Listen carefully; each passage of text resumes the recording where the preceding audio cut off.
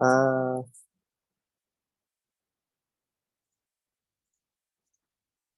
so, while we wait for a few more members to join, right? Would anybody like to just, come on stage, have an intro? We can just chat. We usually have a lot of shy people over here, so this may be a good time for you to open yourself up to some public speaking. Just a hi, a good morning. How are you? How was your day going? Anybody? Or should I be calling out names? I don't want to be the teacher out here.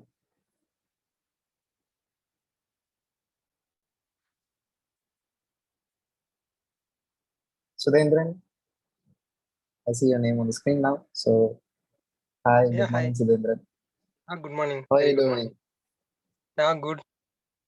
Okay. So, from where are you joining us today? Sorry? From where are you joining us? Which location are you in?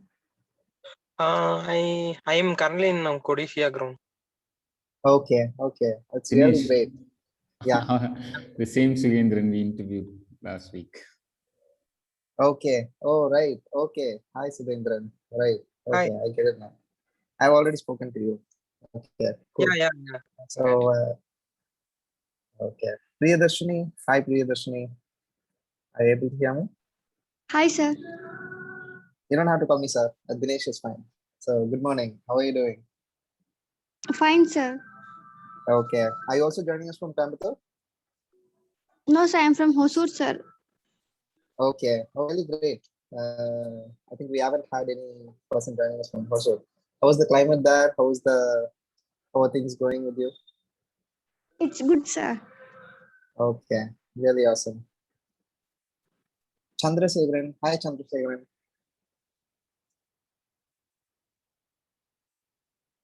Hello, Chandra. Can you hear me? Okay. I see Dharmaraj. Hi, Dharma. Yeah, hi Dinesh. Good morning. How are you, Dharma? Good morning. Yeah, fine Dinesh. Okay. What about you? Okay. Yeah, I'm fine. So Dharma is a colleague, so we work together. So yeah, I have another colleague as well. I have Saranya over here. Hi, Good morning, Saranya. everyone.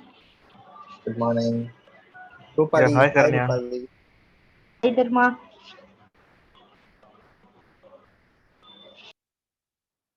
Harmanpreet Singh. Hi, Harman.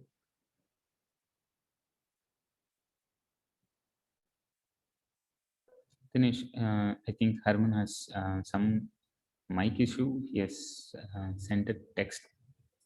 Okay. Okay. Awesome. Yeah, before you joined, I was engaging with folks. Yeah.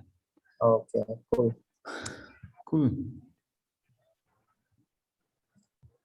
So yeah, I see the message now. No worries, Harman. Thank you for the message.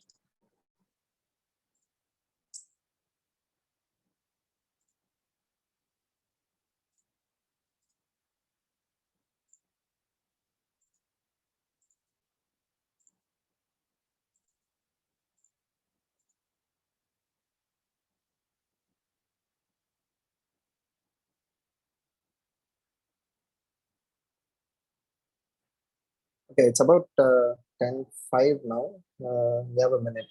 Shall we get started, Kathy? Or I can still engage Ashish on some thoughts here.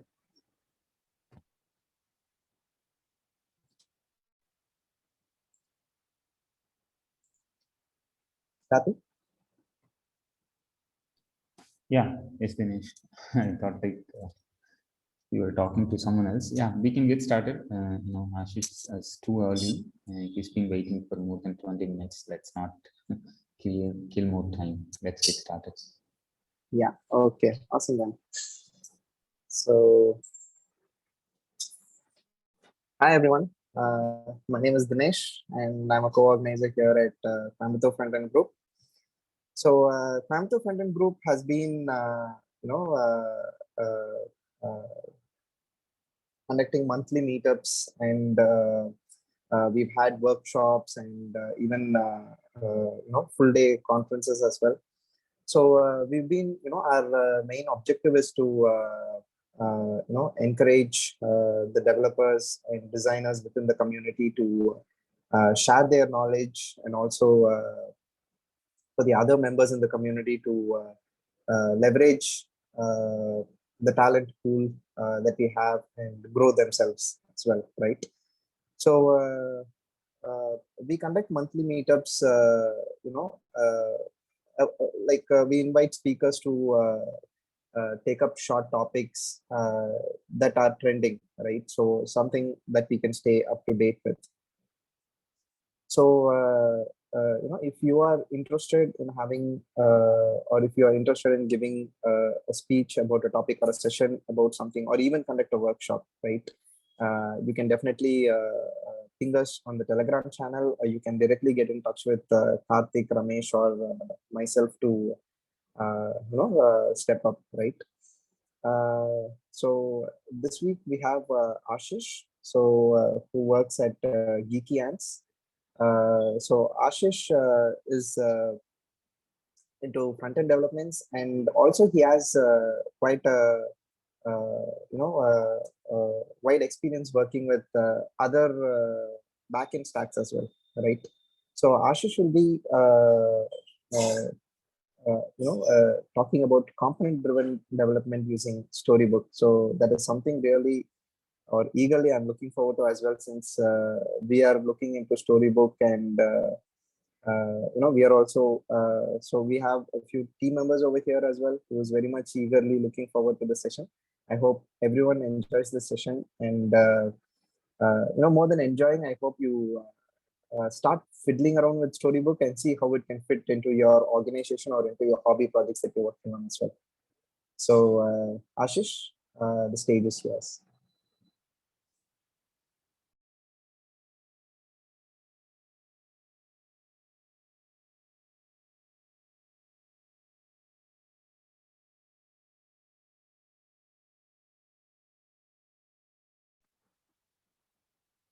Hi, Ashish.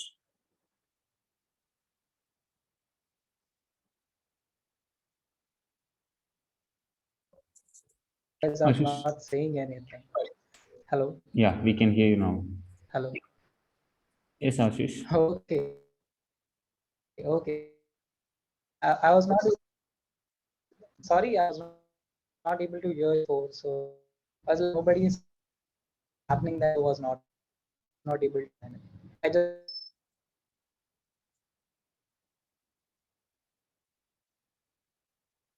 Ashish, your network is breaking.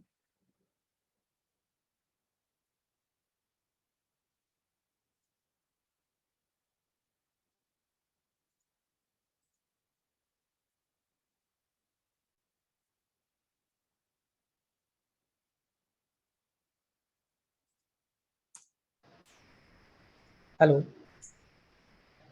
Yeah, Ashish, it's better now.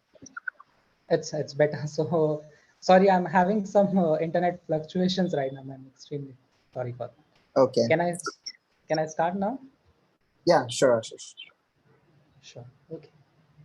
If you're still facing internet issues, I think you can turn off your video to save some bandwidth while you're sharing your screen. Okay. Okay. Let me just see my system. Okay. Let me keep my video open. It would be much more interactive. If the internet fluctuates, I'll switch back to audio only. Yeah, sure. Sure. Awesome. Okay. So should I start now? Yes, Ashish. Okay. Hi everyone. So hi everyone. How are you? I hope you are all doing well. I would have really liked to meet you all in person at meetups, talks, and conferences. But this is how it is right now. So it's an virtual meetup. So okay, I'm excited to be here. I'm Ashish. I'm a software engineer at Geeky Ants. At Geeky Ants, we provide both product and development services to our clients. So we work on a lot of technologies. Okay. One such product that we are working is the Top Geek platform. It's an hiring platform, automated hiring platform that aims to hire tech candidates faster and easier. Okay. So everything that I'm going to say is that I have been my experience with the Talkgeek platform, learning from that. Okay. Before starting the talk, I would like to thank CGF for pro- organizing this meetup and providing me this opportunity to share my knowledge with you guys. Okay. Okay. So let me share my screen with you guys.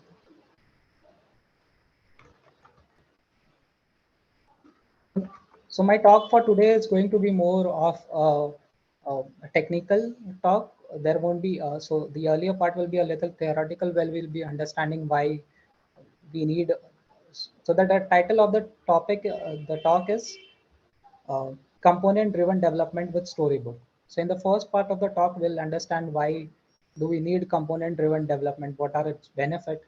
And in the second part of the talk, that is going to be a technical one, it will be a little long, and we'll discuss how we can actually implement technical, so component driven development into our existing project structures. For that, we'll be using Storybook. We'll see how the Storybook can benefit us, what are its advantage as compared to any other tool that we might be using, we might use for this purpose. Okay. So for us, front-end developers, for the majority of us, the things started out very pure and simple. As we can see, when we started development, we were only using HTML and CSS. And our only aim was to create a button or a beautiful component that matches the design that we saw on the internet, or is the most prettiest component that we have ever created. That was our only goal. Things were very simple back then. Then we were introduced to JavaScript, and then we saw the good parts of the JavaScript, the bad parts of the JavaScript, and how interactive it can make our applications. We fell in love with it, and we started experimenting with it, and started growing in the art of using JavaScript. At some point, we realized that vanilla JavaScript is good, but to scale our applications better, we need something more powerful than vanilla JavaScript. Then we were introduced to front-end frameworks. So the three of the most popular front-end SPA single-page application framework JavaScript frameworks that we have are Angular, React, and Vue. Majority of you guys, you might have worked with at least one of these frameworks, and these are the industry standards right now. But these frameworks are a little opinionated framework, and if you want to get a developer on your project, they might have to learn these framework first, and then they can start working on it. So it adds an additional cost, additional time cost, where the developer has to learn that technology first. Once we started experimented with SPS, we learned that if we combine them with modern day toolings, we could make our applications much more better. Modern day tooling such as TypeScript was one such example. When we combined it with React, our applications were much more robust and powerful. The debugging, we were able to debug the code as we were writing, and it was much more powerful. Angular had built-in support for TypeScript, so it was already there. But we still on started adding more and more uh, libraries and tools on top of our existing projects. So for example, we started adding Redux or state management for our application and we started making the front-end development more and more complex. See, these tools do have their advantages, and they do make our application robust and powerful. But there are certain disadvantages to these two. The two major disadvantages are, one is the cost of getting started. For example, if you are hiring a developer onto your project, they all should for development they should at least know the business logic, and apart from that, they also have to learn the tool set that we are actually using for the project. Okay, whatever front end tool, so that adds that. Apart from that, as we keep on adding the tools more and more tools to our project, the build time for the project increases. Thereby it directly affects the uh, delivery of our project. See, for as front-end developers or a team of as a software engineers or a team of software engineers, our primary goal is to ship product and features faster, more and more features with less and less bugs. But as we keep on introducing more features and features, the time for that increases for delivery. The second part of front end development is that front end development initially it was easier, but now it is like a tug of war between the designer.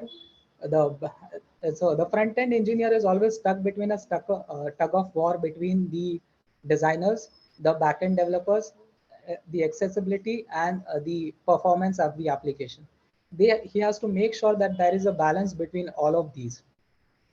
They have to make the front software engineer has to make sure that the product that he is developing is as per the design standard. He also has to make sure that whatever data that he is fetching appropriate data from the backend. Also, he is caching or making appropriate strategies for the data so that it's not being redundantly fetched.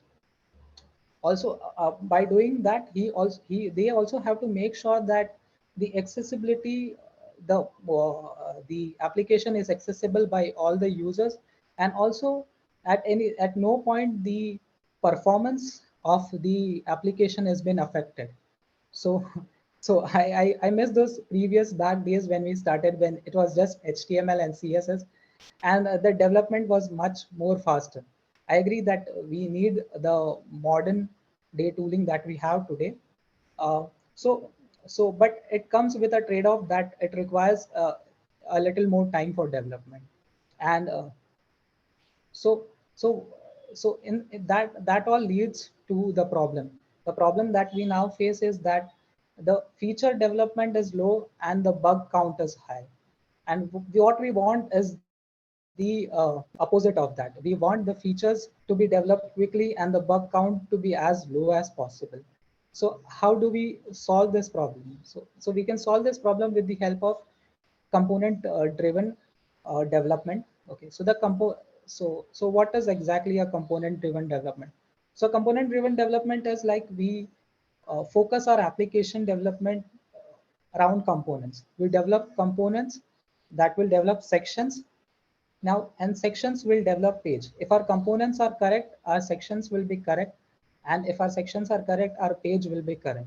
So as a developer, we only have to focus on developing one component at a time, and we are developing when we are developing the Hey, component. Ashish, sorry to interrupt. Hello? If you're sharing your screen, we are not able to see. Okay. Yeah, we can now. Please go on.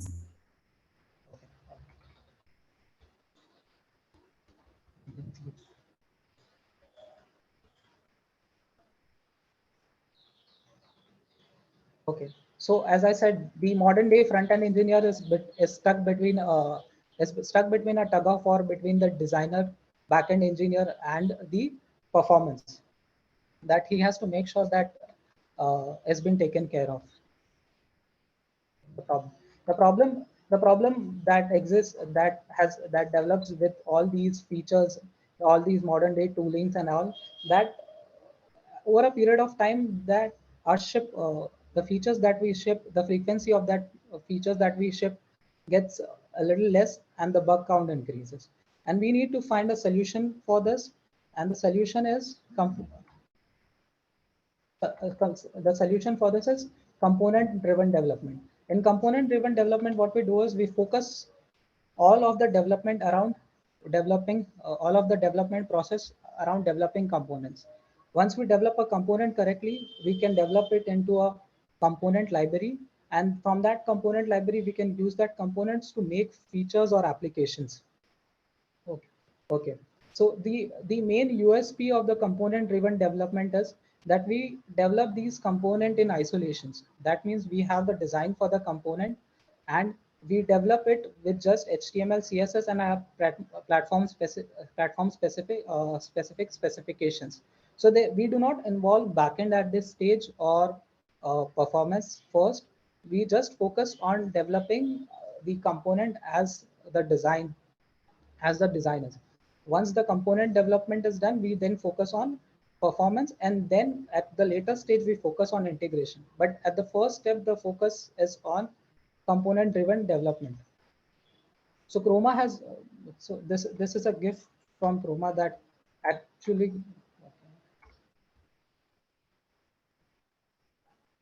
that defines how the component driven architecture. First we build each basic component, then these basic components are created into a component library, and when we combine them we get a product.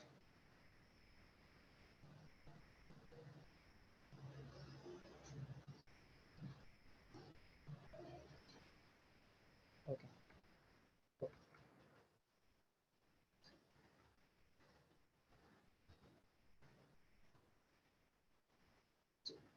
So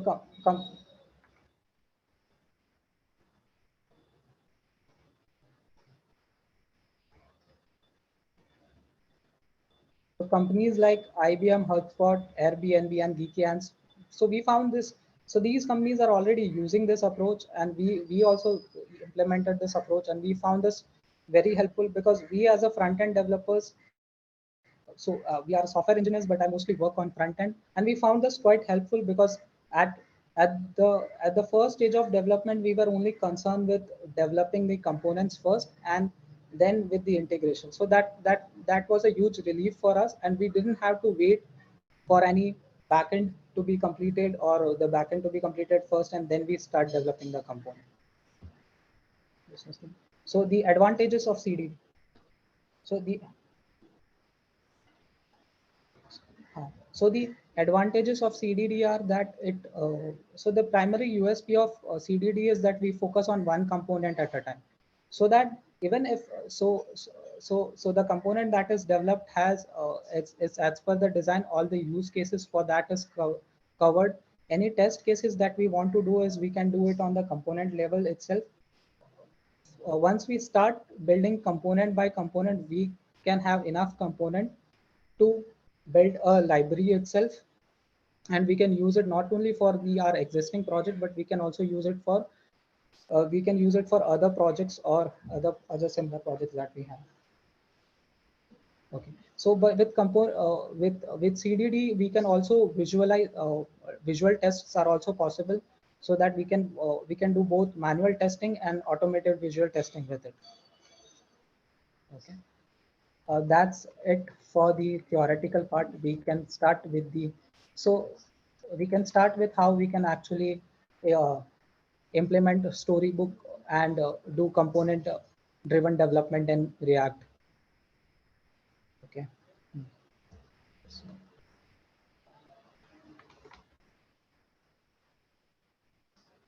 So before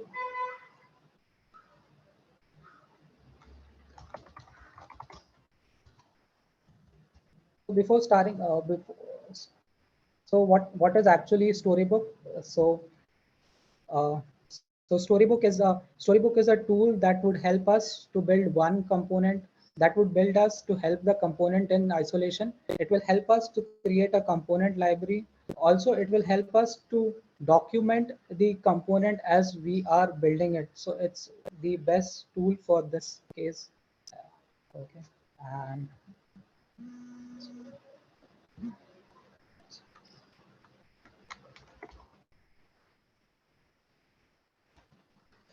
so before starting, before starting the presentation, I had already created a starter project where it was a React, where it was first a React vanilla project, and there it was a React project, and then we added Storybook to this project with Chakra UI. Adding Storybook was very easy. We just have to run one command, that is npx sbinit. On running this command, what it will do, it will detect the type of our project, if is that an Angular, React, or a Vue project, and it will install the dependencies required from it. It will set up the project for us. It will also edit the package.json file for us, and it will add a command with Storybook in it. So when we run npm run Storybook or yarn Storybook, it will open up the Storybook interface for us for component development. Let me just quickly show it to you.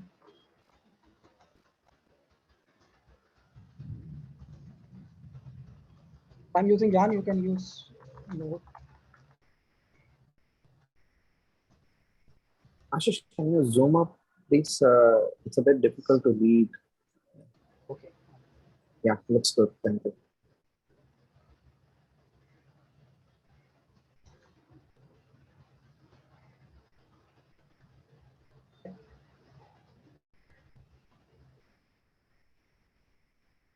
So Storybook now, so if your project is using React, Angular, or Vue, you can use npx sb in it, and it will work out, and it will install all the dependencies for you. You can try it with React Native too, but the support for React Native, it's missing a few plugins, and it's great to use if you are using for React, Angular, or Vue. Okay. So once we run the Yarn Storybook command that we have run, it will open up on the port 6006 that we have. It's easily customizable from the package.json file. And it will open up an interface like this.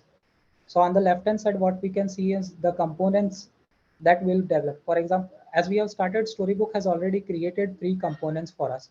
But whatever components that we create will be displayed on the left-hand side. So if we want to share it with something, we can just ask them to run Yarn Storybook, and they'll see all the components that they have. Okay. Once we select a component, we can see on the canvas a demo of the component, how the component will actually render or look in the look in our application. So we can also provide variants for it. For example, this secondary large are demos, or how, for example, if you have a button with a lot of colors, you can use that to showcase the different variants of your components. Then we have controls. From controls, we can, okay, we'll come to the controls later. Then we have documents. In the documents, it shows how the how our component is going to look. We can click on show code to see how we can integrate this product into our application, how we can integrate this component into our application. Below that, it will show us all the props that we need to provide for this application and how will that affect. Apart from that, in Storybook, we can also do responsive testing. We have tablet, large screen, so we can also do responsive testing of the component at this step itself. So we'll start by creating a component. So let me just show you to you how we can actually create our own component and develop it with a Storybook. Okay. So developing a component in React is easy. We can just write test.tsx. That would create the component file for us, and we can declare that component.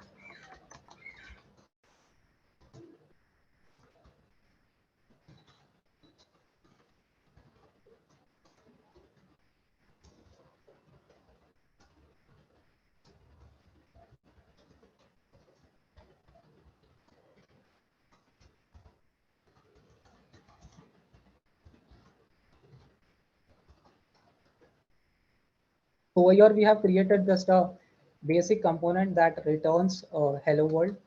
Okay. And then we'll learn how we can create a story. We can integrate with its Storybook and then start the development.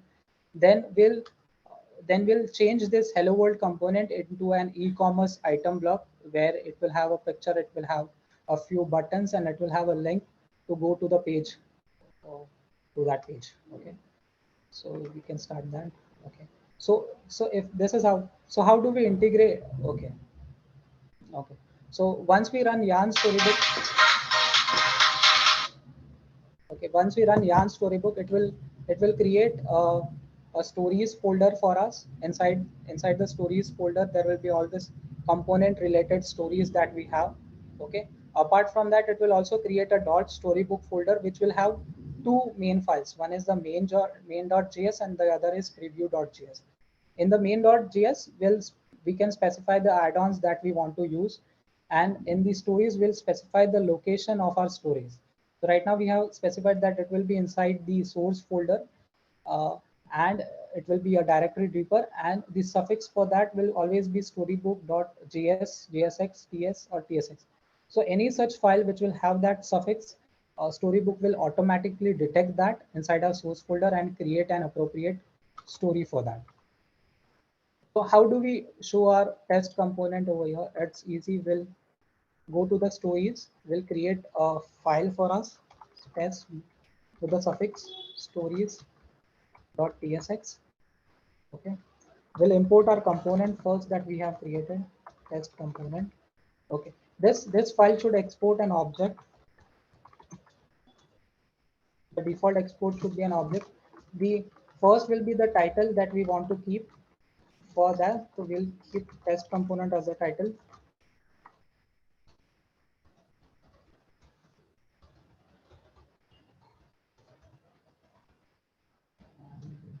The second will be the component that we want to export.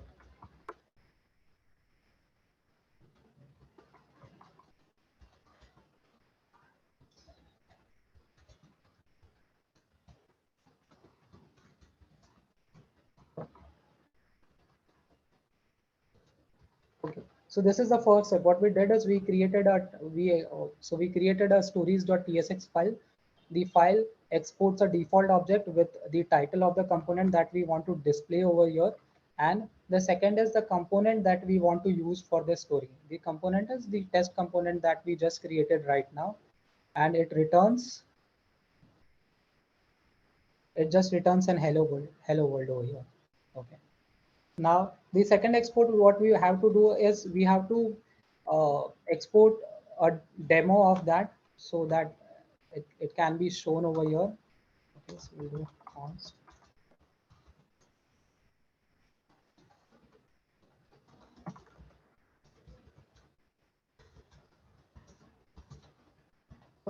It is a function that accepts some arguments and it will return our component, test component with this specified null for right now, and we'll just wait for a moment and we can see the story for our component is created over here, and we click on that. So if we see our component doesn't do anything right now, it just displays the hello world text that we have, and over here we can see it displays the hello world that we have. So to make the component a little interactive, what we can do is we can tweak it a little so that it accepts a prop with a name.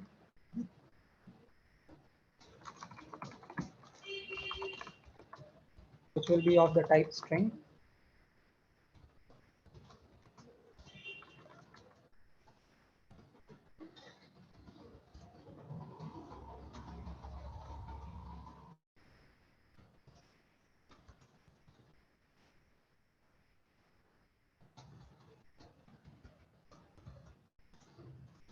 So earlier our component was a static component. Now we have modified that our component such that it can accept a prop with a name, accept a name prop, and whatever the name we have will be displayed as hello name. So if you see that our stories, we start the benefit of using TypeScript is we got the error right now itself. It says that the name property has been missing. So let's just add that. And,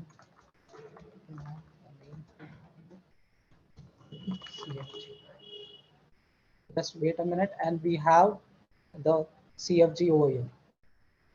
Hello, Coimbatore front-end group. Okay, we can like this we can create more demos of it. Okay, for example, if our component has two variants, one is a dark variant and the other is a light variant, so we can just create we can just export another another component, another function which returns our component, and we can change the variable over here like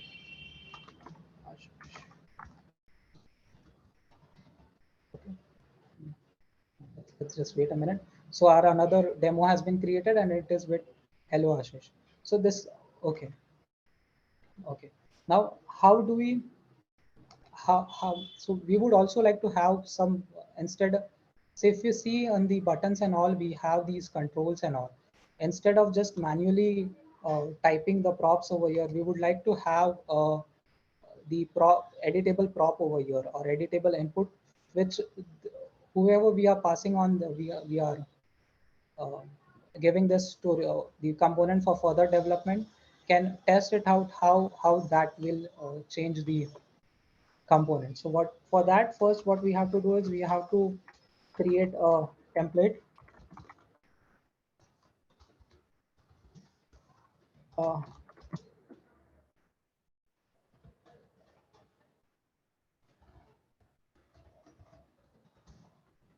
let's give any for now.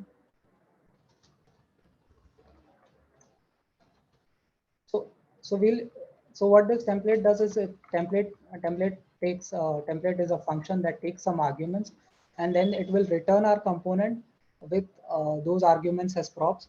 Then we can create demos from that template itself. Export demo template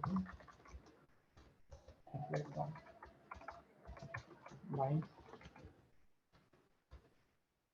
Forgot to actually.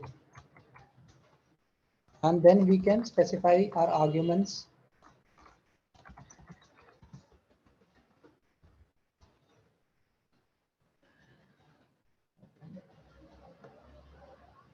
Let's just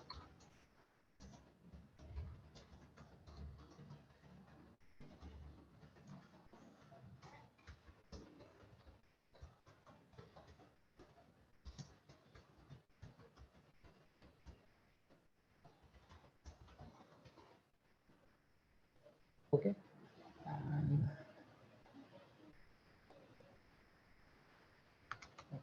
so for this, I will need to take a little TypeScript help.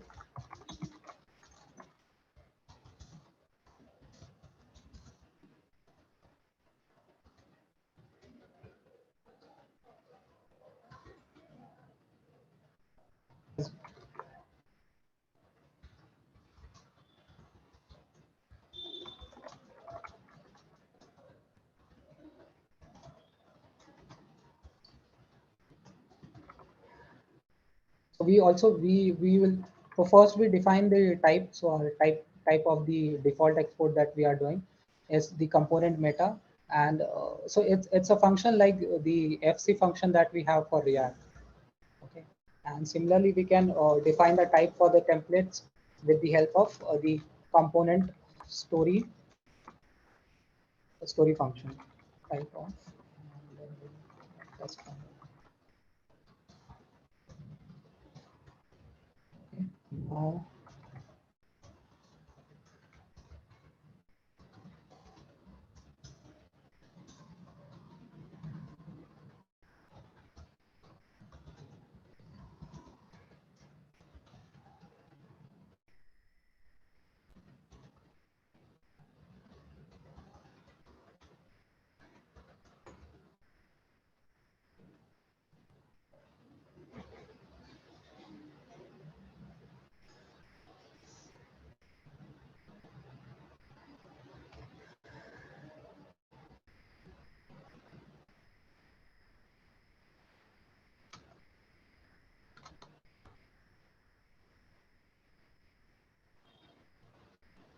okay, I'm not sure why it is not working right now. I might have to restart it once.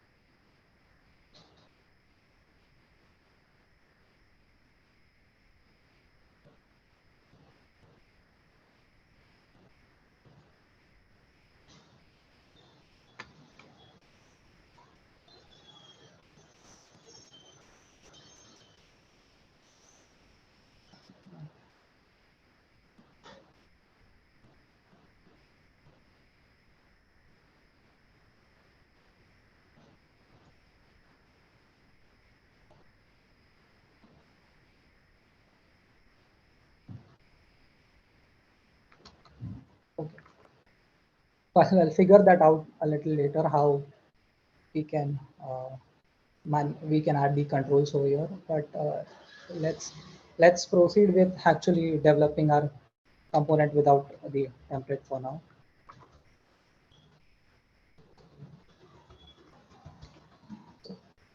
So what we can do is we can transform this component that we have into an e-commerce.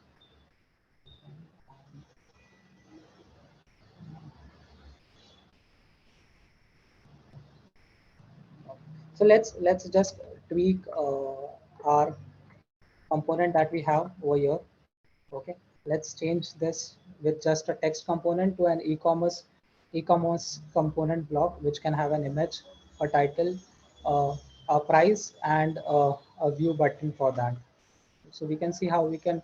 So over here, when we would usually be developing the component in our regular workflow, what we would have actually be doing is we would have been creating the page first. And if there is some page specific integration that we need to do first, we'll be doing that. And then we'll be doing some backend integration if required. And then we'll start developing the components. But with Storybook, what we really did is we didn't even run yarn start or npm run start to run React. We just ran yarn Storybook to run Storybook in an isolated environment. This is completely isolated, and we'll be focusing on developing our component UI first. So let's just change this to an e-commerce component block, and then we'll add controls to it.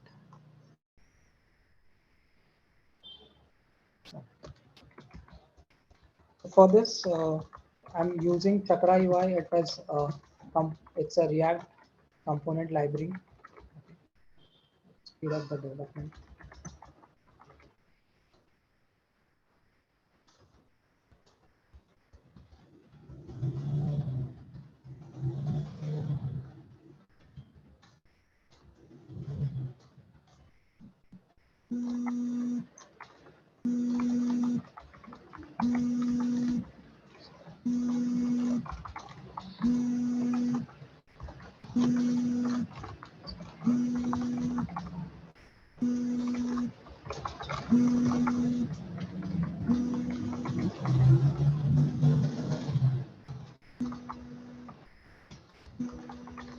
Right now, what we just did is we just created a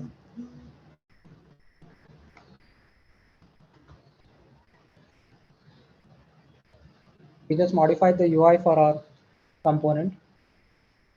We'll wait for a minute so that it reflects.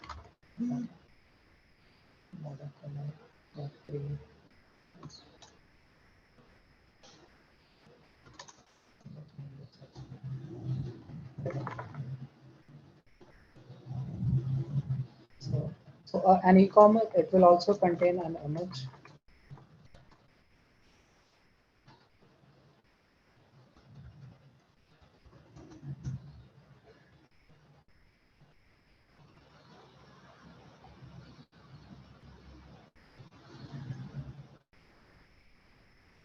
We'll try to create a component, something like this.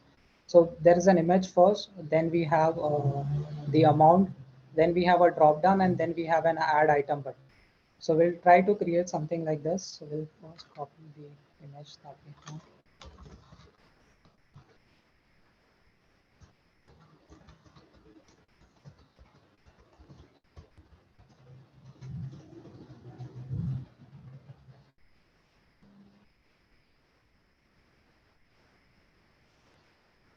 Okay.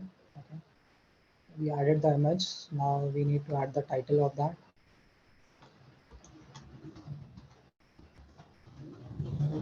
I'm using Flexbox for this.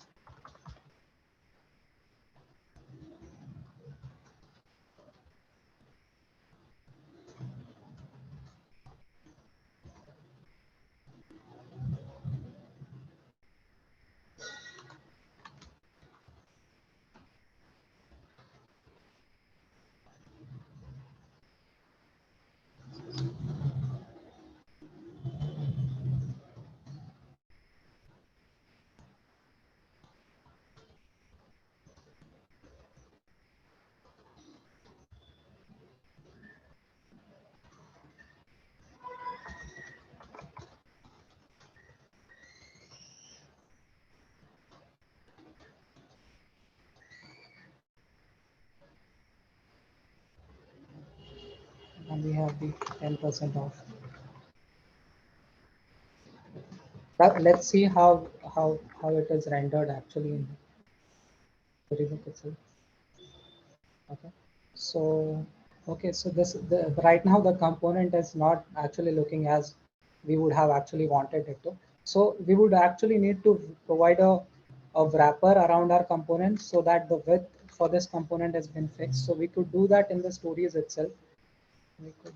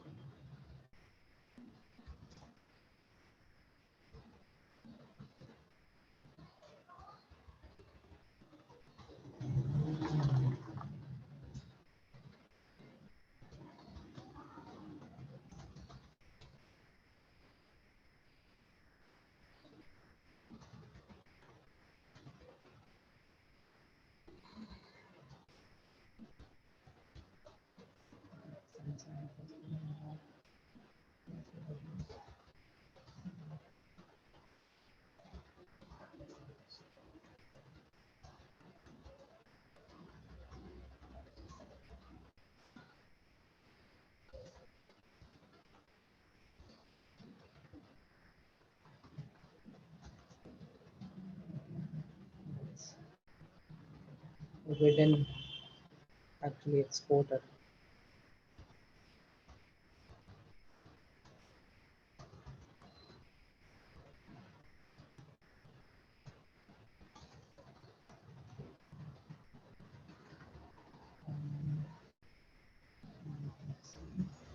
Let's give some max width and height to our image.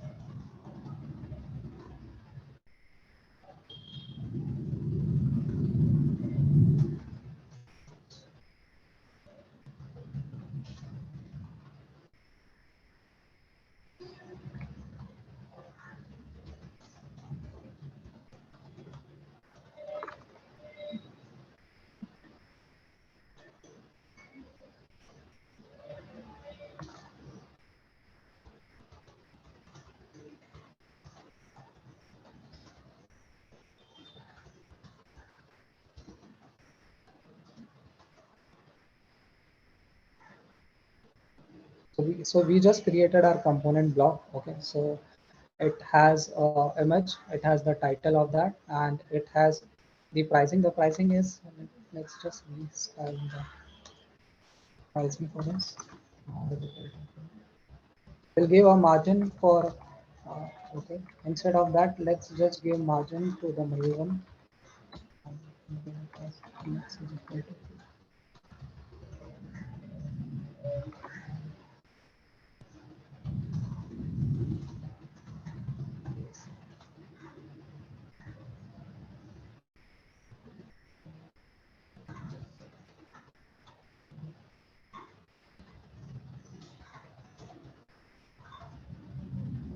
So, but still, if we try to compare it with this UI,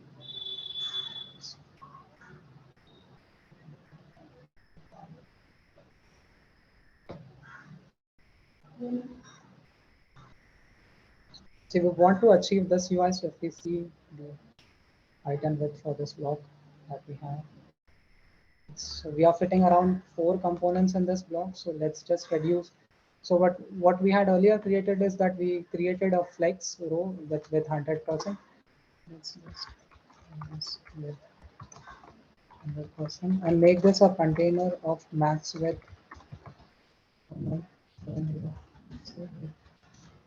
Margin X on the margin on the X and Y side as auto. Chakra UI provides us with this utility prop. So So flex is a division with display type flex.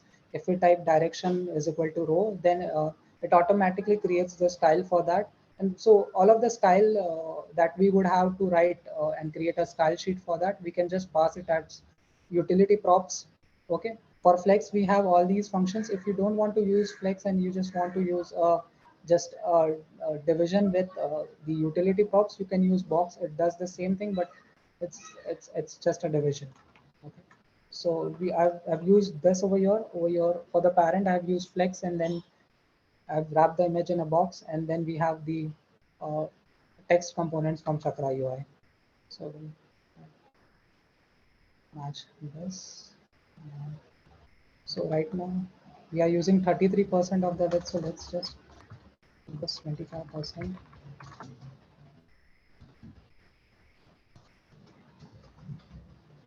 Okay.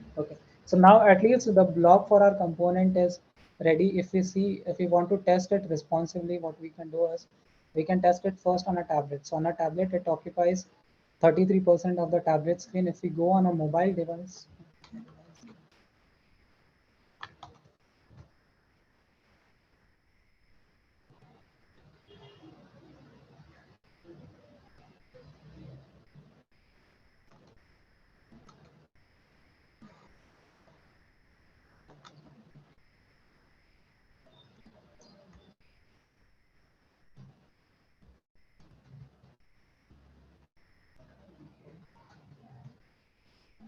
not equal to it. Okay. Second, we can focus on styling the text that we have.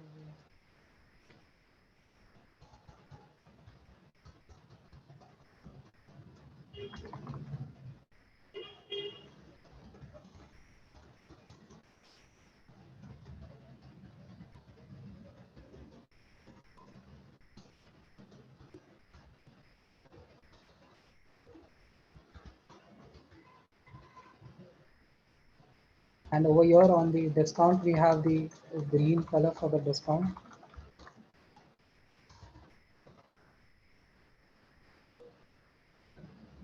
Let's just wait for it.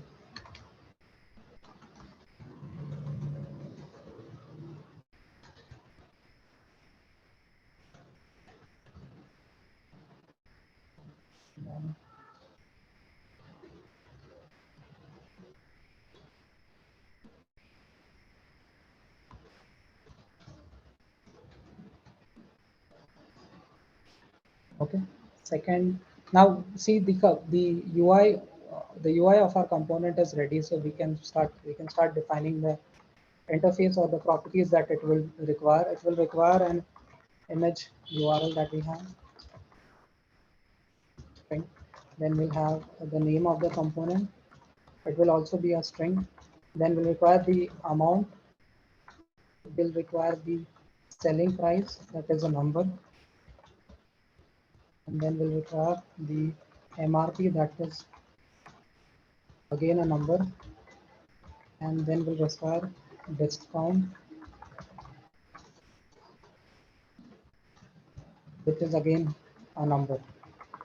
Okay, we can define our thoughts about image.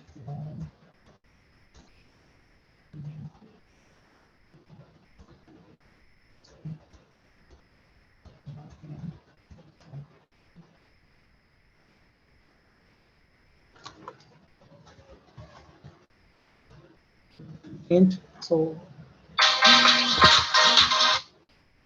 we'll change this with our defined prop that we have defined here. Let's just pass that prop in our storybook also. So image URL, we are passing the image URL. Second, we'll replace the name of the hard-coded name of the component with the prop itself.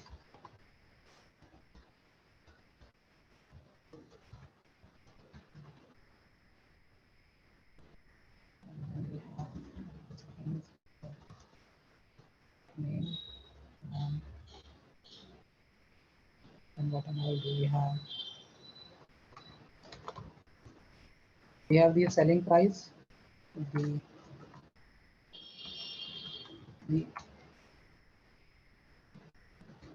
We have the selling price, the MRP of the product, and the discount.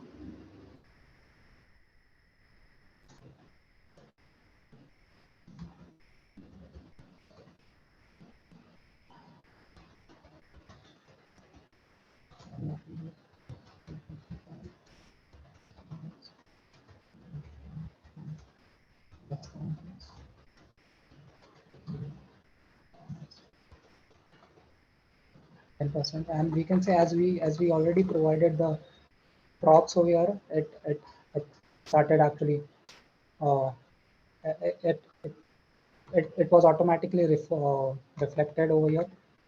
Now,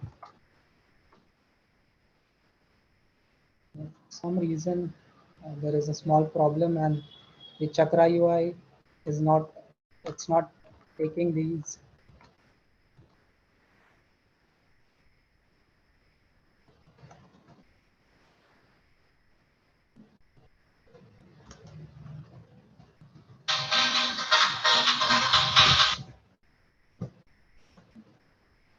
And so instead of then using a Chakra UI, what we'll do is we'll for responsiveness, what we'll do is we'll write a small CSS for that will do the same task. So let's just create a small CSS module for that.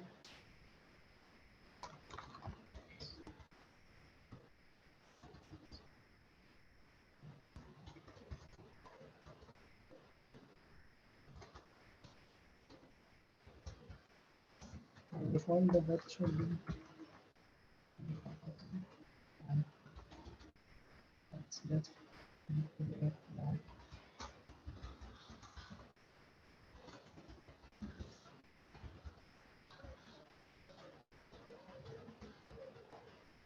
Let's put up CSS module.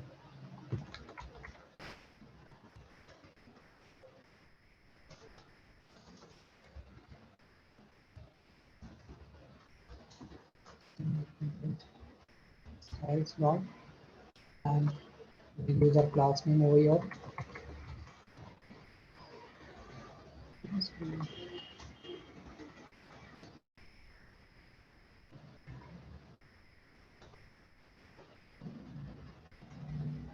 Then we'll write the media queries. So first we'll make sure then if the max width is 600, then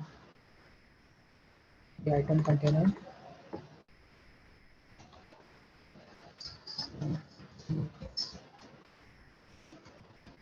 On the mobile, it should take 100% of the width. So first we'll make sure that it is. If you can see right now on the mobile device, it takes the 100%. So we can do, so this is how we can do responsive testing on the Storybook. If we reset the viewport, this is how on the desktop version, it takes only the 25% of the container width. But once we move to the mobile version, it takes around 25% of that. We want to do something similar for the tablet version. In that case, if it's in the tablet version, we want it to occupy at least 50% of the screen. So yeah. So this is how when it comes to responsive testing for Storybook, and we can change the. So this is one. If we want to create a second demo of that, we can just go to our stories file. Okay. Test out stories.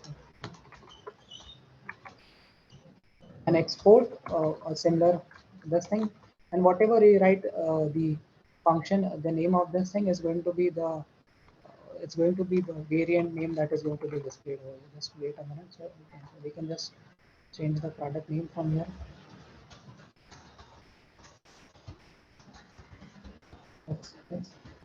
Yes. And I will show up over here. Normally we would have controls also working, but for some reason why it's not able to find the controls. Just page as component meta. Let me just try once more with the component if I'm able to.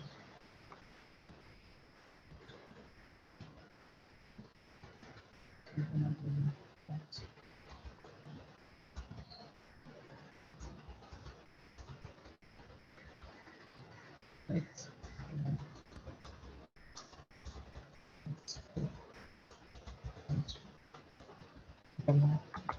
controls.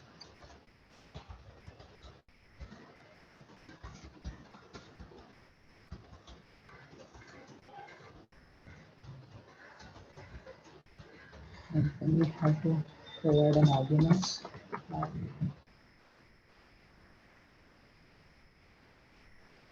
Okay.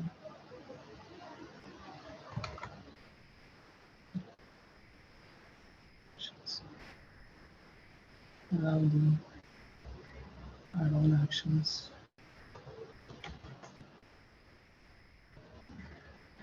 Okay.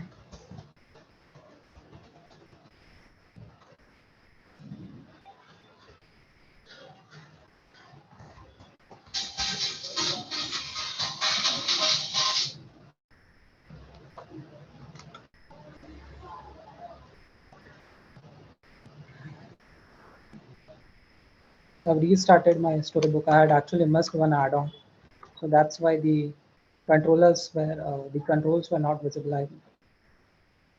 Let's see if it appears this time.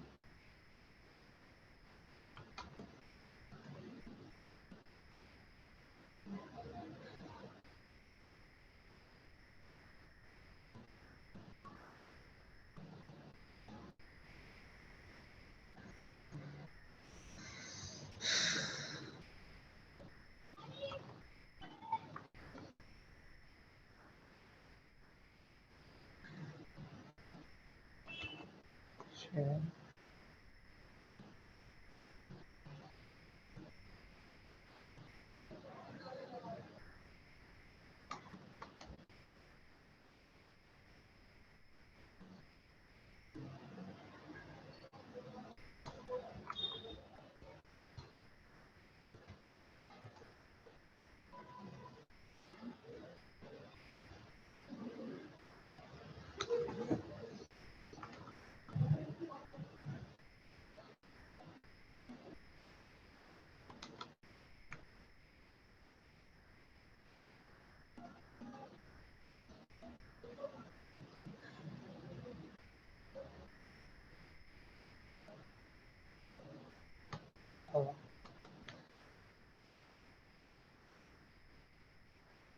Karthikeyan, I'm sorry, I'm not able to share my screen again.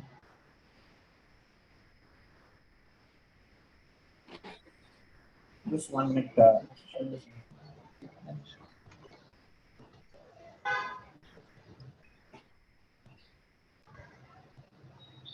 You try it now. Okay.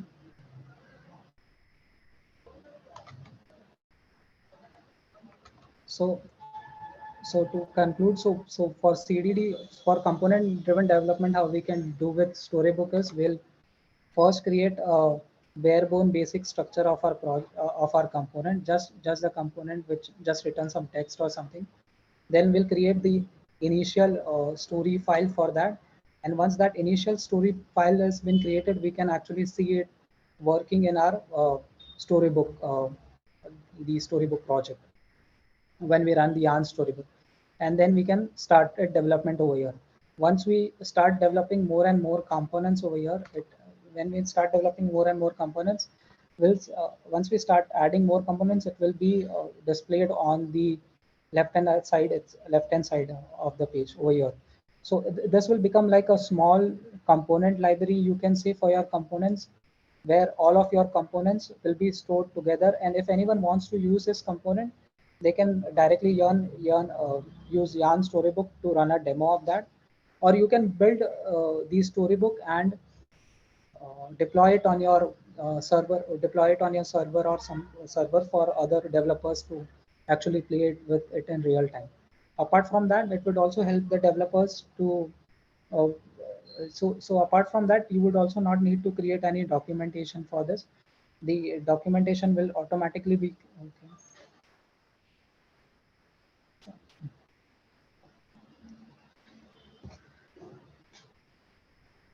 The documentation for the project will automatically be created for the types and the product demo itself.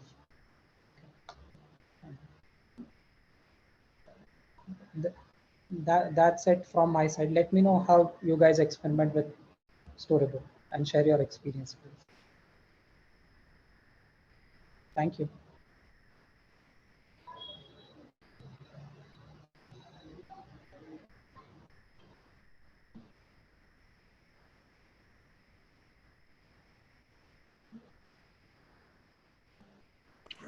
Thank you so much, Ashish. So, if anybody has any doubt, you can unmute yourself and straight away ask Ashish. He'll be happy to help you.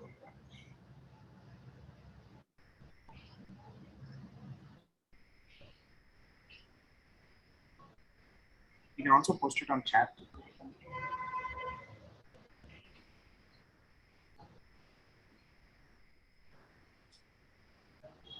Acha, okay. Prabha had asked earlier what is TSX. So for React, normally the components that we write, those are in JSX. Okay. So where all of the components are written in JSX. So in Angular so in Angular so if you are from Angular world, you will know that each component has three files. One is the TypeScript file, one is the HTML file, and one is the style sheet file. Okay. And we write the template in the HTML file and the whatever the logic in the TS file. Okay. But in React, for each component, everything is stored inside a function. Okay, and those functions are typically written in a JSX or TSX file. Okay, so when we are writing with vanilla JavaScript, we normally use JSX, but when we are using TypeScript for this example, so we are using TSX.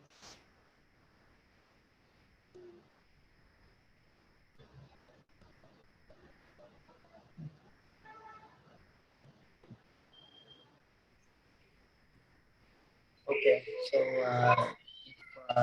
nobody has any clarification or doubts, I think we can wrap up Storybook.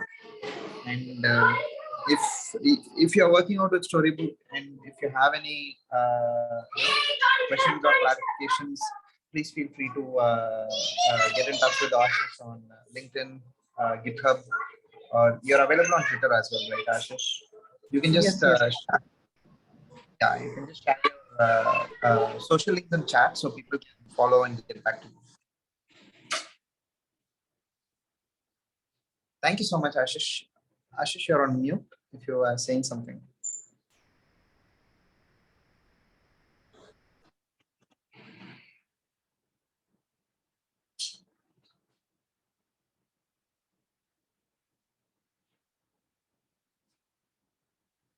Okay. Okay then. Thank you.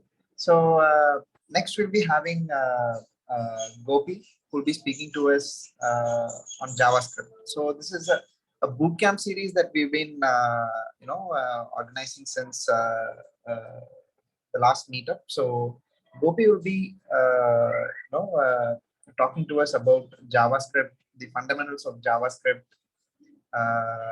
and most of the content, we are trying to organize it based on the javascript.info website, and Gopi will be walking through the boot camp in a more structured manner. So Gopi is currently working as a software engineer at RFP.io. He is how can I say, he's really geeky about JavaScript, right? He's all into vanilla JavaScript, and he's the type of guy who says, I can get things done just with vanilla JavaScript, right? He's so hardcore into learning and growing with the base fundamentals of JavaScript. So please feel free to keep the session interactive. Please feel free to ask them questions as and when you're going through, right? So most of the developers we see nowadays, right, they directly jump into learning libraries and frameworks rather than establishing their fundamentals of the language, right? So so Gopi is trying to make this possible. Even if you have started up late, right, you're not very strong with your fundamentals, but you're very good working with React or Vue or Angular or whatever. This is this is a time where you can get to know more about the fundamentals of JavaScript, the underlying concepts, and then make your grip on the knowledge you have on the framework or library better as well. So Gopi, please. Yes, ma'am. Thanks for intro, ma'am. Can I start? Can I start, ma'am? Yes, Gopi, please. Yeah. Okay. Good morning, everyone. First of all, thanks for coming. So today I'm going to walk you through the difference between three keywords, that main keyword that is used in the JavaScript, which is let, var, const. This is the most trending topic in JavaScript. So without any further delay, let's jump into the session. So 1 minute, I'm pressing my screen.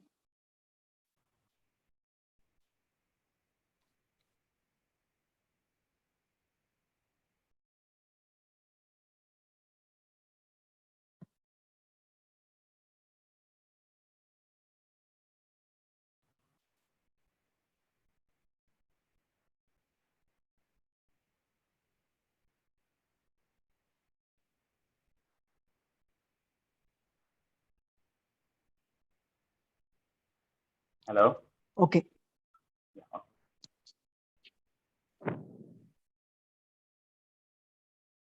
Hello. Anna, my screen is visible now. Yes, Gopi. Screen theriyudunga. Okay, ma'am. Okay, let's jump into the session. So before simply knowing the difference between the let versus var versus const, actually I want to clear you what is meant by this. Actually, if your people are coming from any other languages different from JavaScript, means you people are used like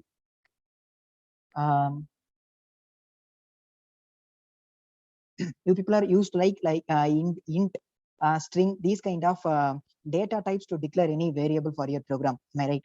So if you are using int, means you are going to store an integer in your you are going to store the integer in that memory portion. But in JavaScript, there are only three keywords are available, which is let and var and const. These keywords are allow you to store any kind of variables like string, int, float, double, any kind of things you can store into the memory space. But you don't need to specific. You not to specify that. Okay, I'm going to store the integer like that.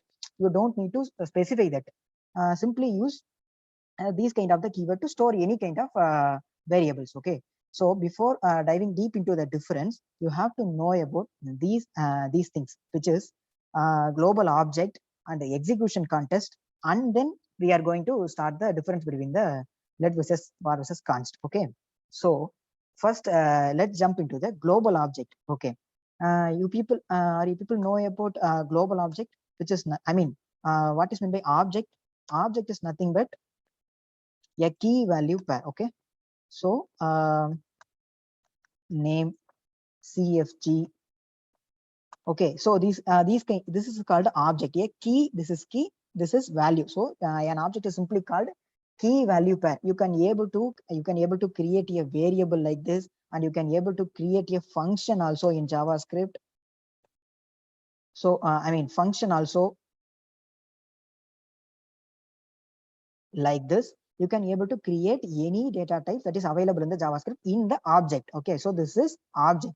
So where this global object is coming from means, without writing a single line of code, the browser will gift us browser give us a small gift, which is global object, which is also a key value pair. There you have all the predefined functions like fetch API, DOM API. These are the things like these are simply a functions only.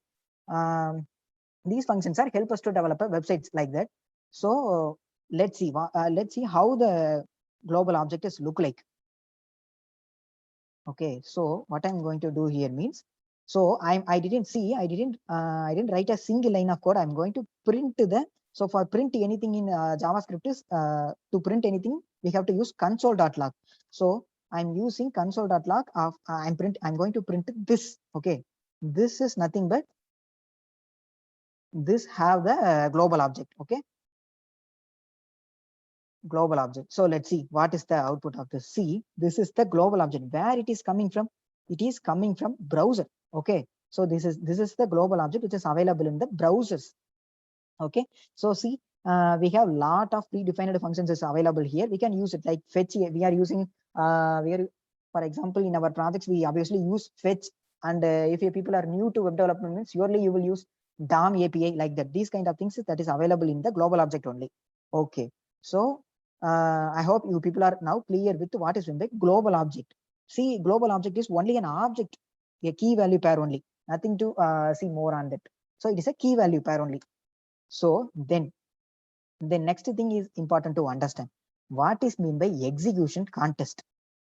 So execution context is nothing but if you are writing any program in JavaScript, means simply writing and seeing the output is not that much reliable. So you want to understand what happening under the hood. Okay, so what I'm doing is, see, this is one program that I have written, a simple program. Person.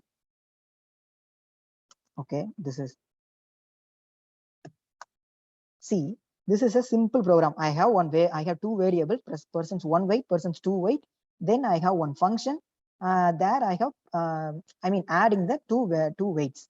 Okay, here I'm calling the function. Okay, when you are trying to run this program in JavaScript engine, what JavaScript will do means it is going to create one global execution context. See, nothing to worry about what is meant by global execution context like that. Okay, global execution context is considered it has a an workspace for JavaScript engine. Okay, so what is this? Is this green color box is global execution context. Okay, global execution context. In JavaScript there is one another concept called local execution context. We are going to see that also. So first we are considering concentrated on global execution context.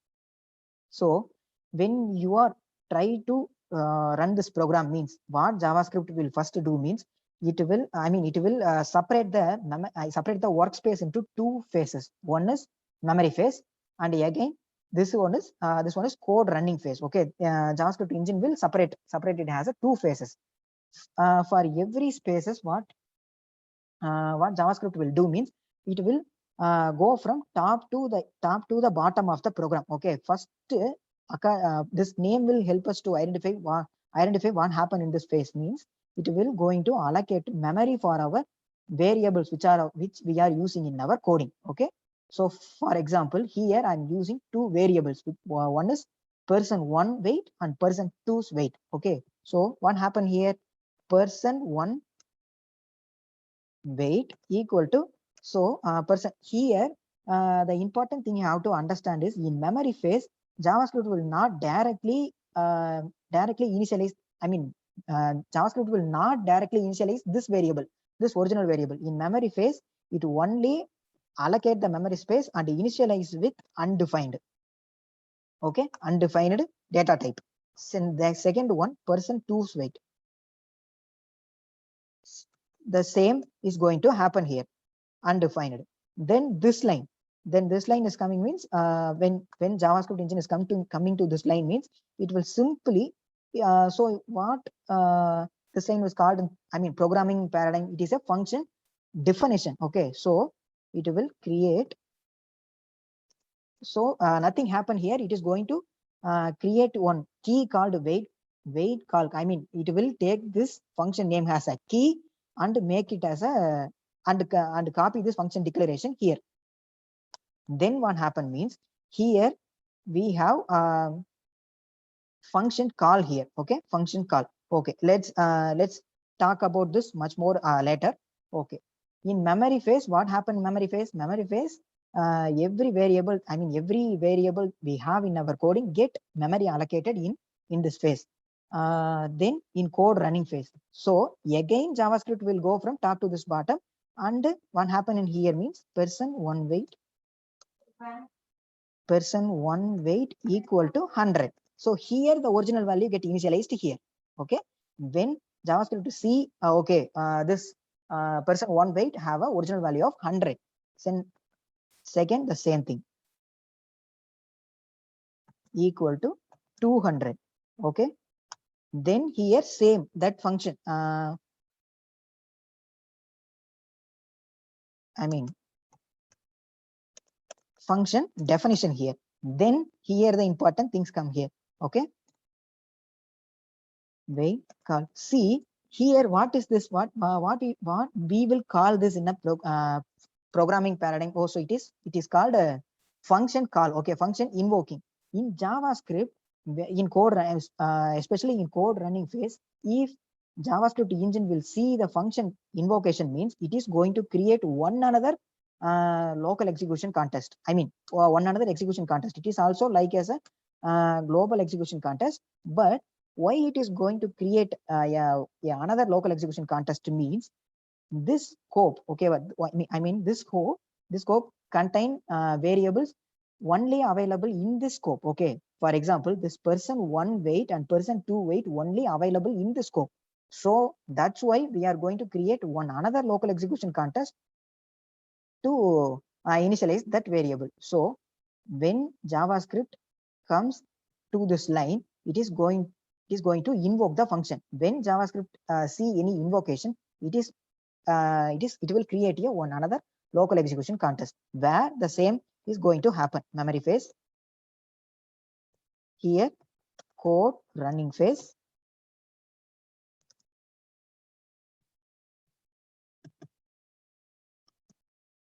So here, what will happen in memory phase? What I have told here, the variables which is available in that scope going to get allocated with undefined, and get memory space. Okay, so here in this scope, what we have, person1 and person2. Okay, person2 weight. So that will get memory allocated. Okay, so here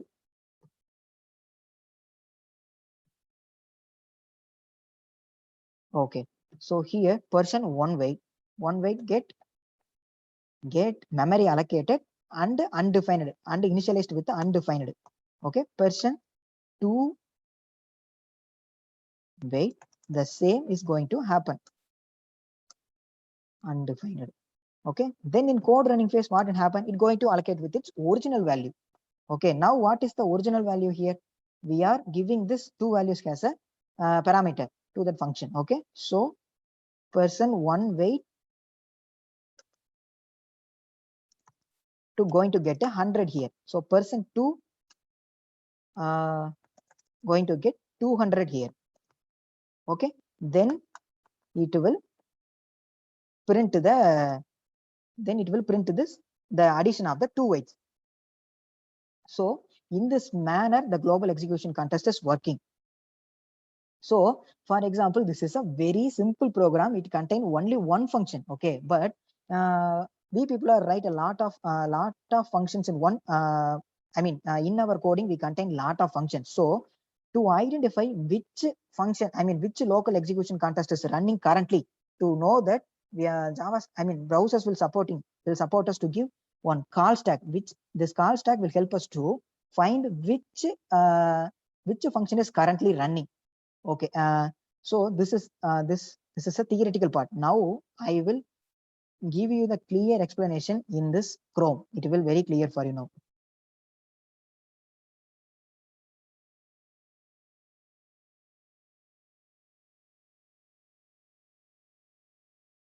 Okay, so I'm going to copy the same function.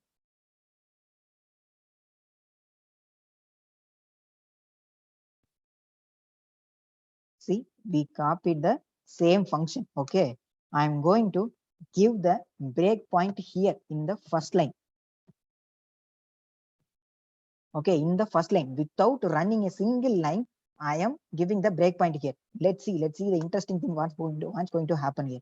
See, I'm not run the single line. Okay, program is stopping at the first line. Let's see what is in the global object. See, this is the global object. I told you, a small gift from the browser. We got that now. So see, why I am seeing the global object means you are running this program, right? So everything which is available in our code is going to change as a key value pair in this global object only. That's why I'm checking the global object. See,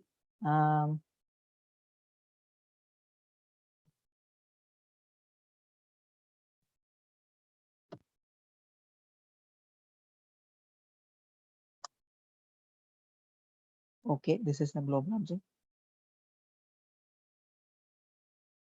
See, I have told you, when you try to run this, when you try to run any JavaScript code, means first what will happen? It's going to create a workspace and it will separate the workspace into two memory space.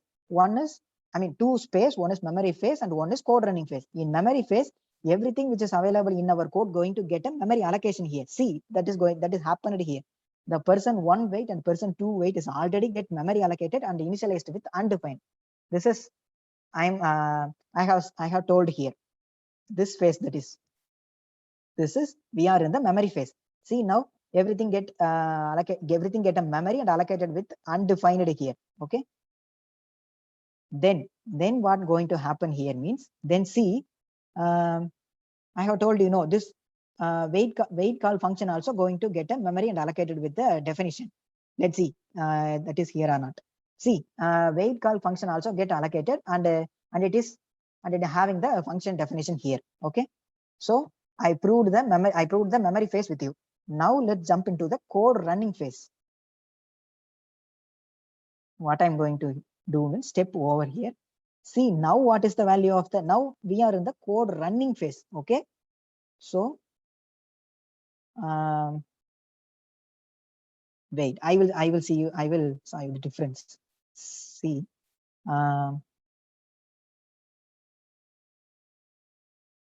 see, see, person 1 wait is now 100, but see, now only the engine is came to the second line, but see, the first one get memory allocated with its original value.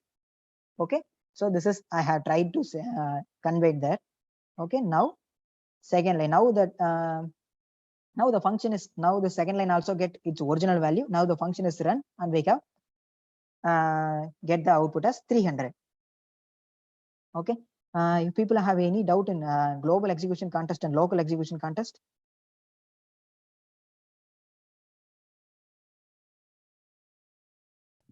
Yeah, I'm Karthikeyan. I just want to add one more point here. Okay. Yeah, might continue that. Yeah, sure. Yeah, currently we are using the function definition. It's added into the Windows. Global object. The function, which means if it is a arrow function, then it will consider as a variable only. So at that time, the function definition not get added, just undefined get added. Yes. Just yeah, that's one point added to that. Yeah. Yes, bro. That is interesting point. But why I didn't told that point means now we are going to see that let const difference. That's why I have Okay. Sorry. No problem, bro. That is very important point. It's very important for us. Is there any other doubt in this process? What is happening when we are trying to run the JavaScript program? What JavaScript engine will do? Like that, any doubt in the section?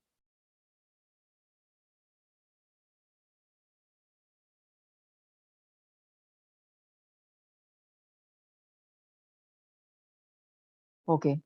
Okay. Let's continue. Then what we have shown here. Okay, we are now confident with what is meant by global object and what is meant by a global object, and another thing is global execution context and local execution context. We people have confidence in that. Okay. Now the third agenda is, now we are going to see the difference between var, let, and const. Okay.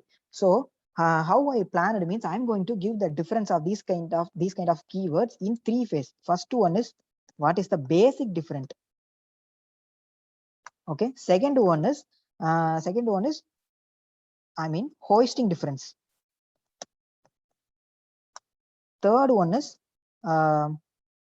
scope. Okay. According to these 3 points, I'm going to give the difference between the 3 keywords. Okay. So first one basic. Basically, first I will clear you how I will declare any variable in JavaScript. First, var is a keyword. This is a variable name equal to 100. Okay. So this is the This is the keyword. You are not, you don't need to give any specific type to that variable. For example, in C programming, what you will do? Int C equal to 100, like that. Okay. Like that, you don't need to do here. Everything is coming under this keyword. Okay. Only use the keyword and define the variable what you want. So I'm going to give the difference in basic point of view. So okay. When you are declared any variable using the var keyword, means you are able to again redeclare this variable and give new value. It is very fine in JavaScript. JavaScript will not throw you any error. Okay.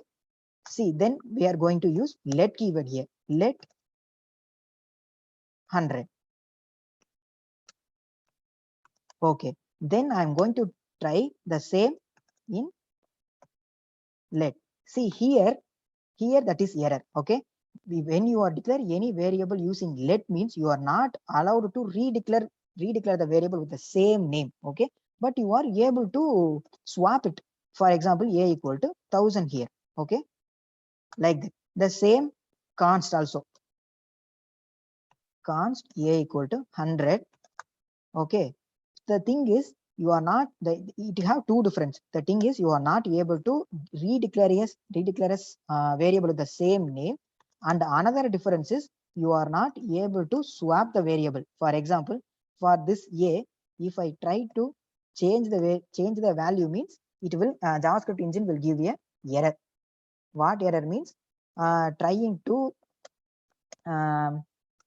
change the, trying to insert on the const variable. The name is telling us constant variable is constant. Okay, we are not able to change or swap any value with the const variable. Okay, so this is the basic difference. This is the basic difference of these three keywords. Okay, let's jump into hosting manner. Okay, hosting is nothing but taking something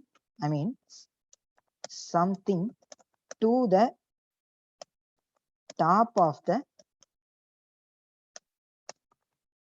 program. Okay, or code. Okay, hosting is nothing but taking something. I will explain you what is the something. Taking something to top of the program or code. Okay, let's see for example, I have console.log a. Okay, here var a equal to 100, console.log a.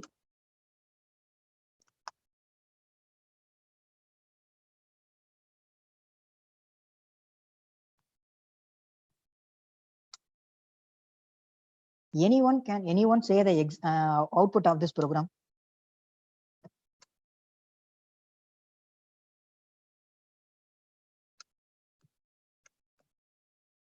Anyone?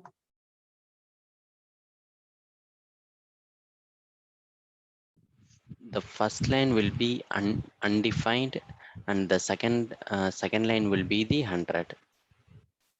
Okay, super. How did you come to the solution? Can you please explain, brother? Yeah. At the time of execution, the variable a got assigned to undefined. Yes. So then the program running phase, that try to get the value from a. So at the time a have undefined. After that, the running phase a get assigned to 100. Then try to get the a value, means we have at the time 100, right? So yes, a value 100. Yeah. Yes, brother, you are right. Anyone have any different answers? Anyone?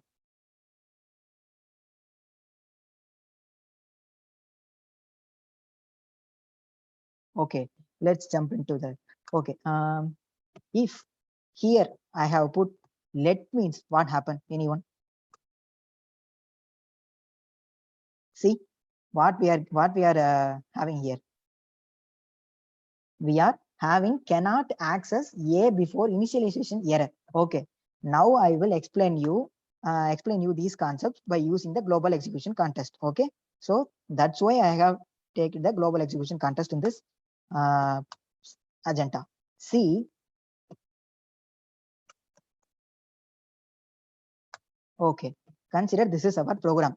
Okay, if you are trying to run this program, what JavaScript first will do? It will create a memory phase. Memory phase here. Okay, then if in the memory phase, if JavaScript is able to, I mean, if able to see any variable is declared with var, even let and const also coming under the section of hosting only. Okay, I will explain you that concept. See, for example, if any program contain a variable with var declaration, means it will take that line to the top of that top of the coding. For example, it will do like this: var. See, happen. It will happen here. Var a equal to undefined. Okay, so here what happened? Memory allocated and initialized. Okay, then what happened? Then in this program, anything is remaining to allocate a memory? No, right? We have only one variable in this program. So memory phase is now ended. So then the code is again coming to code running phase. Code running phase. What happened here? See, the var a will remain undefined. Okay, that's the important thing to know here. Okay, remain undefined. Why means again in code running phase, the JavaScript engine will go from top to bottom of the program. So still now the JavaScript program in first line of the program, still now JavaScript engine didn't see the original definition of the that a variable. Okay, when it see the original definition, then only it is possible for the JavaScript engine to get the original value. So now the value is undefined. So in next line we have printing a. Okay, this line. Okay, so the output is now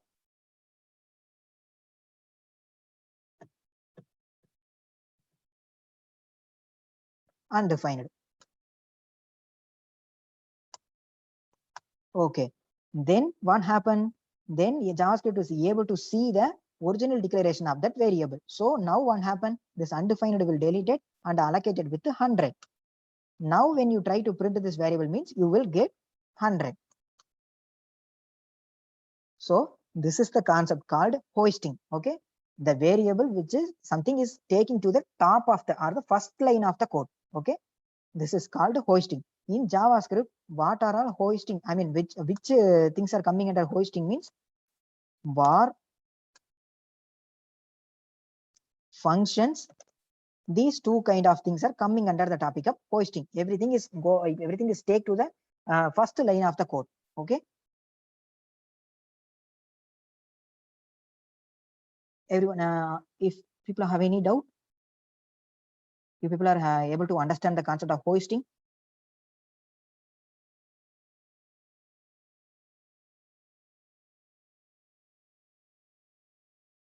Anyone? If you have any doubt, means ask.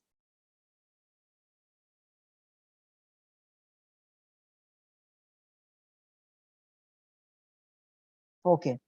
Now the interesting things is come onto the picture. What is means I'm going to give you one activity. Okay, for var I equal to 0, 3. So here console.log I for let I equal to 0. So 3 plus plus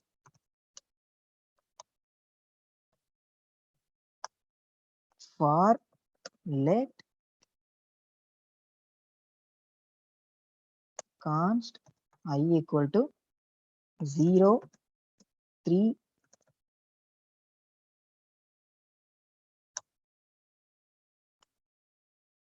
console.log I.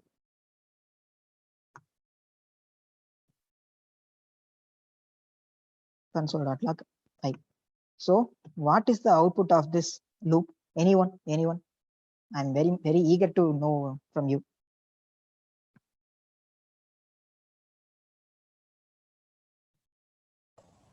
That will be 0, 1, 2. Here, for are you answering for the first loop? Am I right? Yes. Okay. 0, 2.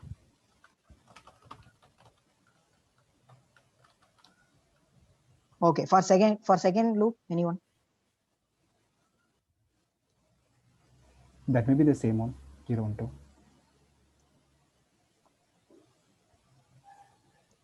Okay, you are right. For third one, It will throw error because that is a const variable. So for the iteration, it will throw cannot change the value. yes, bro, you are right. If yes, everything is right. Every answer is right. If I try to print this I here means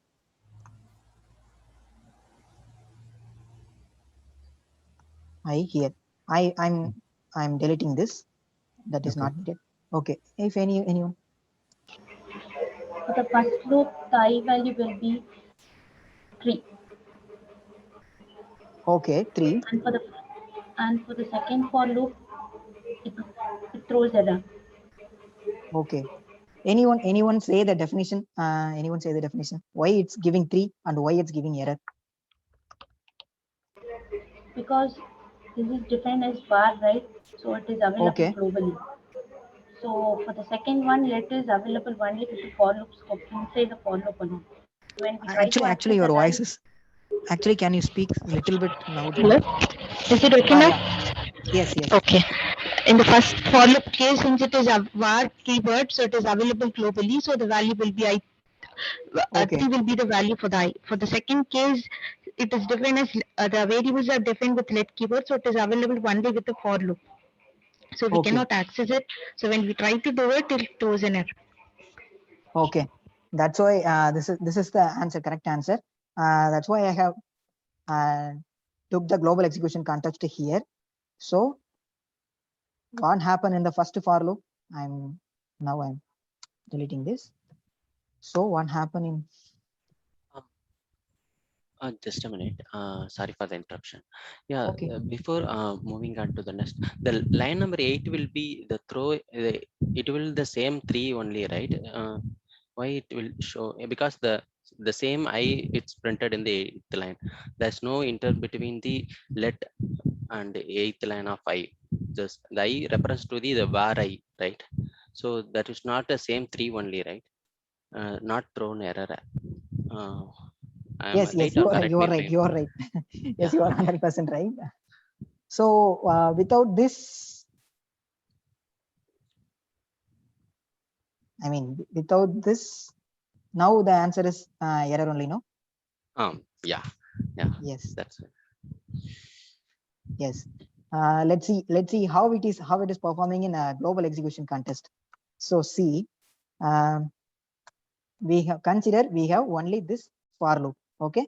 So now what happened in memory phase? What happened when JavaScript saw any var variable? It will take to the first line of the code. Okay. It's going to get the memory allocation and initialized with undefined variable. Okay. Now what happened in for loop? Now in for loop in this first line, the value I is declared with 0. So now what is the value here? 0. Okay. So consider this scope as a loop. Okay. Now the value 0 is initialized here. Then we have here, I will do one print here. Okay.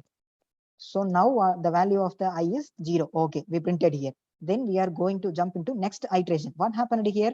This I is going to increment here. Which I? This globally available I. Okay. That's why we are changing it to 1 here. Okay. Now when Now coming to the console, we are printing it I. Then again we are going to the last iteration. Then the same I is going to increment here. Okay. Then coming to console, we are printing the 2. Okay. So again going to the iteration here, the value is now 3, but the condition is failed. But the value of the I is here 3 only. That's why we are getting 3 here. Okay. Everyone able to understand?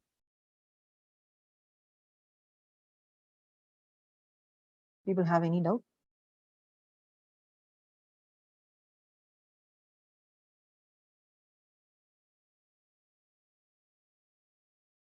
Okay, let's jump into, yeah. Bro, can you explain the scope of that let? Actually, for where is that Yes. defined? Yes, now I'm going to explain the let. Okay. Yes. See, if I use let means what happen means it will not go to the top of the program. Okay, why? Because let is not coming under the concept of hosting. Okay. So let is only available in that scope. Okay. Okay. Let I equal to 0 for first iteration. What is the value of the let? What is the value of the I? It's first 0. Okay. So here I'm using one print statement. Now the value of the 0. Now value of the I is 0. When it is going to the second iteration, what happens? It is going to create one another new scope. Why? Because we are not having any global variable. Okay. Are you able to catch my point? Yeah, bro, I can. Yes. We don't have any global variable. So if we have any global variables, then we are going to change that variable like the var. But here, every time we will create one another let and one incremented value. That's why we are getting error when we try to print this I by when you are using let. Why? Because this let is only available in the scope.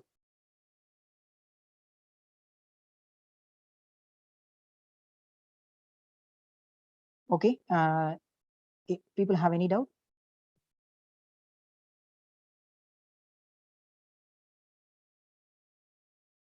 Anyone having any doubt?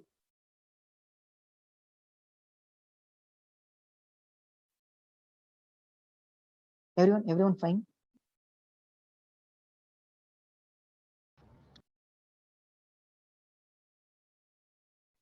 Yes, copy. Yes. Okay. Okay.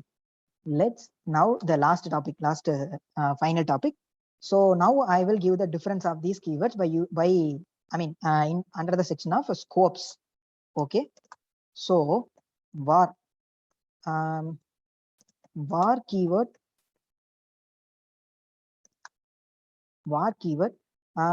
it have only scope in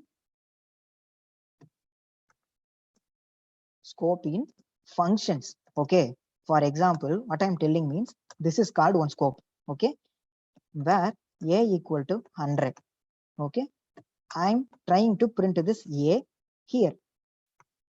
See, we are able to get the value variable a here. Okay. This is called block scope. Okay. So where keyword is only strictly scoped in function only. What I'm telling function means, see, this is dummy function. Okay. Here I'm declaring var test equal to 100. Okay.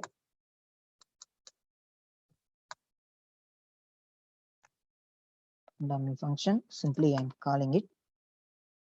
For example, console.log test.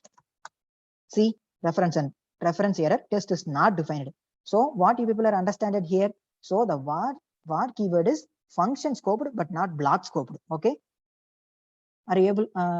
People have any doubt in this var keyword scope?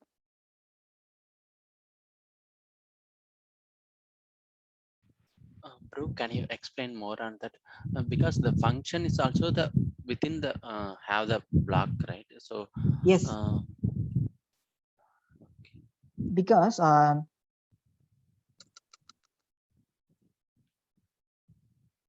actually that is the nature of the var keyword. For example, if true. Okay, this is also one scope, right? This is also one scope, but this is called block scoped. Block scope.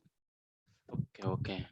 The difference we have, I mean, there is a difference Oh. between block scoped and function scoped. Yeah, the function. Okay, understand. The function group Yes. will create another execution context. Yes, So that value. Okay. That value only available in that local execution context only. Context only. Okay, understood. Yeah. But here it will not create any local execution context. It will work on the global execution context only.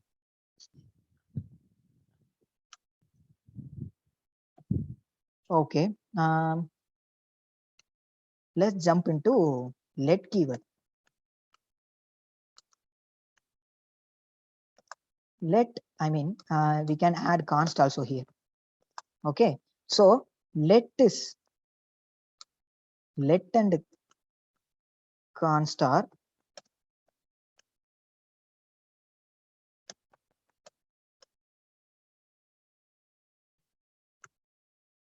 let and const are naturally function scoped and block scoped. Okay. So let's try to prove that. Okay. So if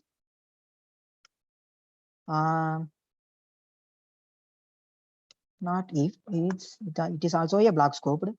So I'm going to declare a variable equal to 100. If I try to print this, see, variable is not defined. Why? Because this variable is declared with let. So that is only available in the scope.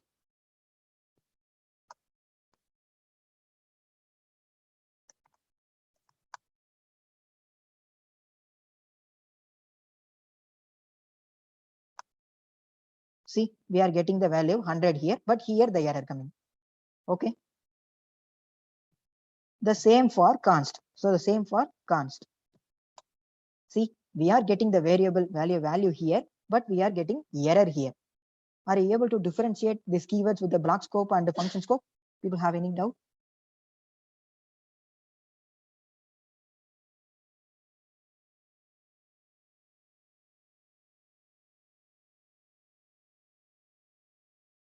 Anyone having doubt? This is the last concept. If you have any doubt means ask, I will explain you that.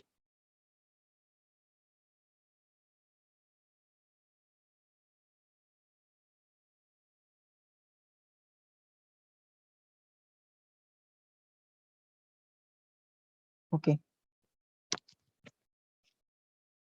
Okay. Okay, that's it. So this is the complete difference between the let and var and const. So I hope you people are enjoyed the session. If you have any doubt means ask me.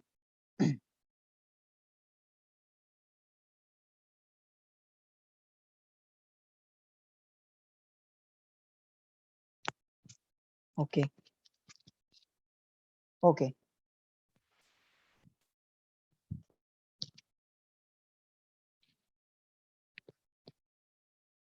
Okay, thank you guys. Katina?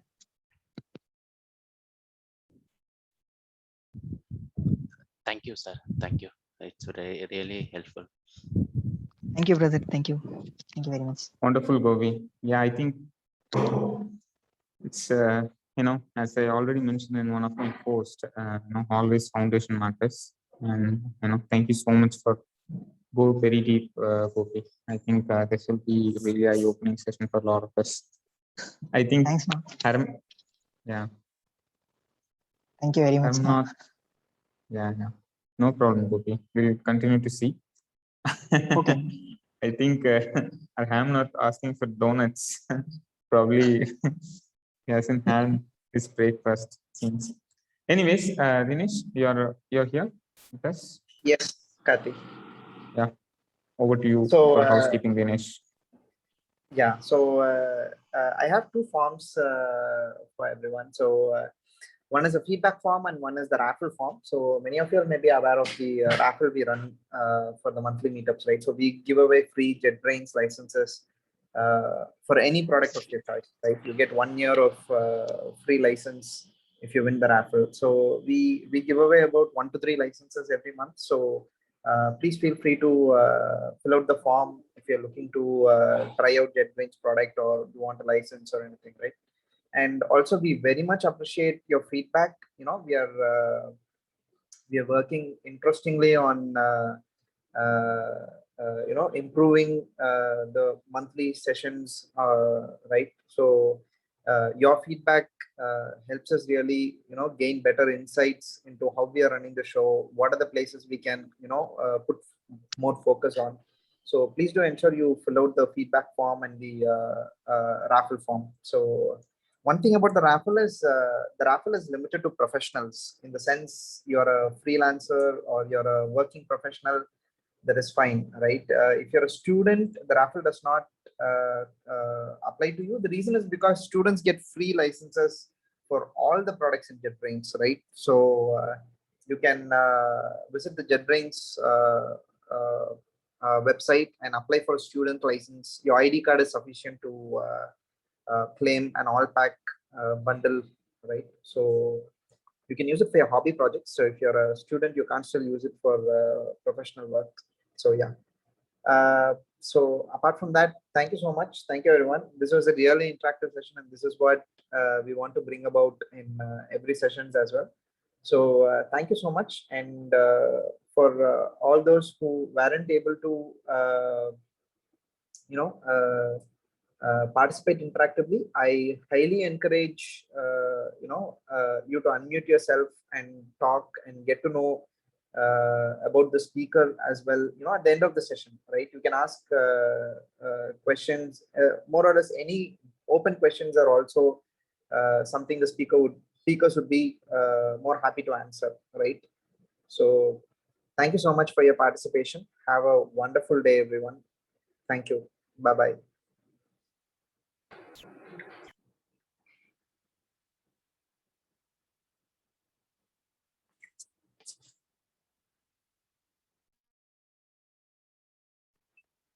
So I'll be closing the room in 3, 2, 1.